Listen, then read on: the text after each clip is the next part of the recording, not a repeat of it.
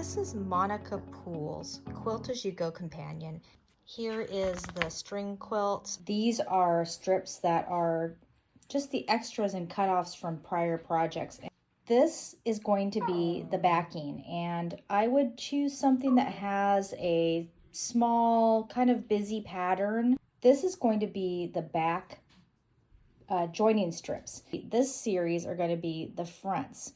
Half of the block is going to be a solid, and then the other half are going to be string quilt style. And I've got some batting be cut to about 9 by 9 inches. So you can definitely use scraps.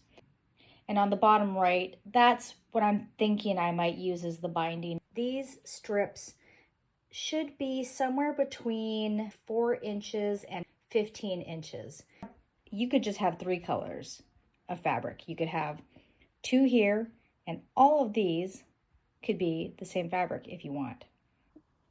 This is the block's background fabric, which is going to take half of every square. This is going to be 10 inches by 10 inches.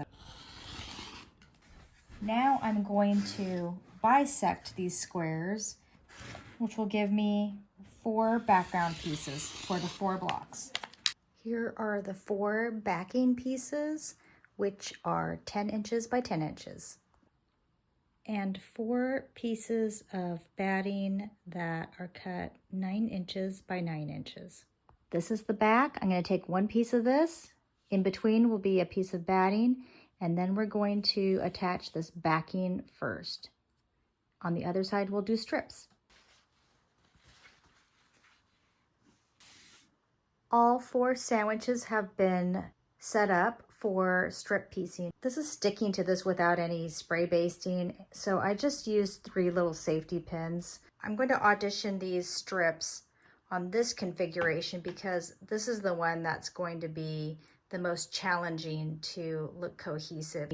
It's much easier just to buy jelly rolls or fat eighths or fat quarters or just regular yardage and cut strips that are about somewhere between 1 inches and maybe 3 inches, maybe 4 colors, 4 or 5 max per block.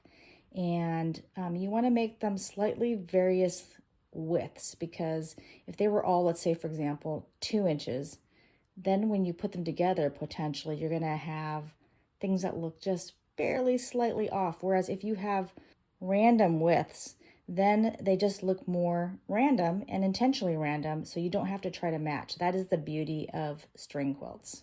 A note on directional fabric: don't use it like this. Now this is upside down. Here's an example of a print that would be better for a backing for this method, because it's kind of got a small, irregular, non-directional pattern. You couldn't tell really if there's an up, down, left, or right. To further disguise the back, you could cut your joining strips out of the same fabric and it would probably just all blend in. And now I'm going to start stitching these. It's important to cover the area that it's going to go in. So from here to here, make sure that it's going to extend past those lines. And then here's where the stitch and flip parts. It should be actually flip, stitch, flip, because that's where it's going to be. Flip. And then I'm going to do the stitching part, a regular 1/4 inch seam.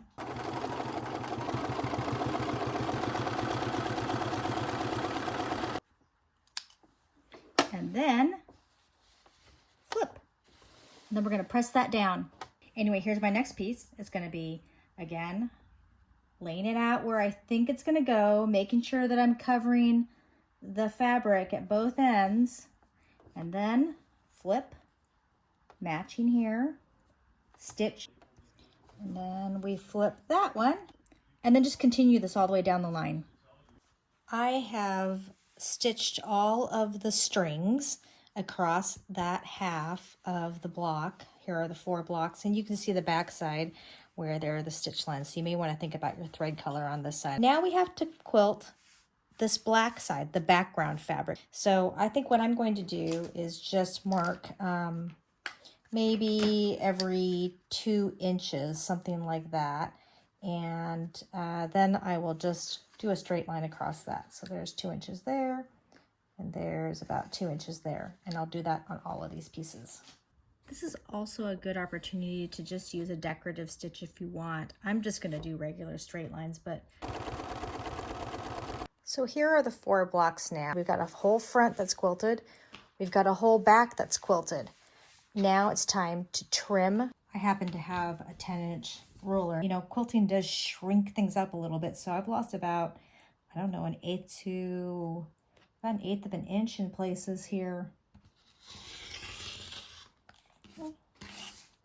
And remember, rotate the mat, not all the stuff underneath that you've just so carefully set out.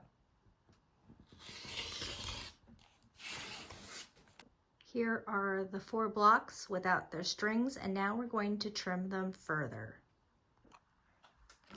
Okay, these are my finished trimmed blocks, and now I get to play around with placement.